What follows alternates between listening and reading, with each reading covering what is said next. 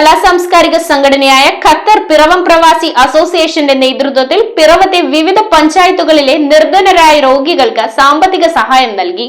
രോഗികൾക്കുള്ള സഹായം ഓരോ പ്രദേശത്തെയും വാർഡ് മെമ്പർമാർക്ക് നൽകിക്കൊണ്ട് പിറവം എംഎൽഎ അഡ്വക്കേറ്റ് അനൂപ് ജേക്കബ് നിർവഹിച്ചു. കേരള വിഷൻ എന്നും ജനങ്ങളോടൊപ്പം. ഖത്തറിലെ പ്രമുഖ കലാസാംസ്കാരിക സംഘടനയായ ഖത്തർ പിറവം പ്രവാസി അസോസിയേഷന്റെ നേതൃത്വത്തിൽ പിറവം നിയോജക മണ്ഡലത്തിലെ വിവിധ പഞ്ചായത്തുകളിലെ നിർധനരായ രോഗികൾക്കായാണ് സാമ്പത്തിക സഹായം നൽകിയത്. ചോറ്റാനിക്കര, രാമമംഗലം, എടയ്ക്കാട്ടുവയൽ എന്നീ പഞ്ചായത്തുകളിലെ രോഗികൾക്കുള്ള സഹായം ഓരോ പ്രദേശത്തെയും വാർഡ് മെമ്പർമാർക്ക് നൽകിക്കൊണ്ട് പിറവം എംഎൽഎ അഡ്വക്കേറ്റ് അനൂപ് ജേക്കബ് നിർവഹിച്ചു. ഖത്തർ പ്രവാസി അസോസിയേഷന്റെ ആഭിമുഖ്യത്തില് നമ്മുടെ പിറവം നിയോജക മണ്ഡലത്തില് വിവിധ സ്ഥലങ്ങളിലായി 5 പേർക്ക് ചികിത്സാ ആവശ്യങ്ങൾക്കായിട്ടുള്ള ധനസഹായ വിതരണമാണ് നടത്തുന്നത്.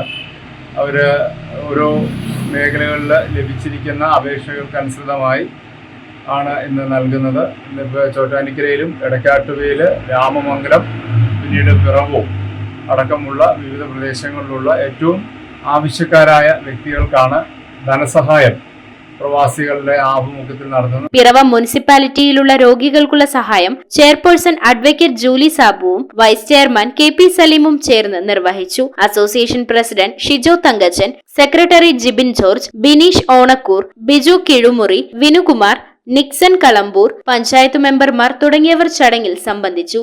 News bureau I Vision Piravom.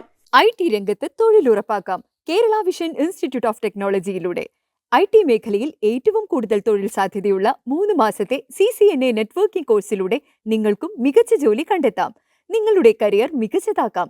ISP സാങ്കേതിക പരിശീലനവും മികച്ച സാങ്കേതിക വിദഗ്ധരുടെ സേവനവും ആധുനിക സൗകര്യങ്ങളോട് കൂടിയ ലാബുകളും ഹോസ്റ്റൽ സൗകര്യങ്ങളും കഴിവുറ്റ വിദ്യാർത്ഥികൾക്ക് നൽകുന്ന 100% placement Kerala Vision Institute of ടെക്നോളജിയെ വേറിട്ടതാക്കുന്നു.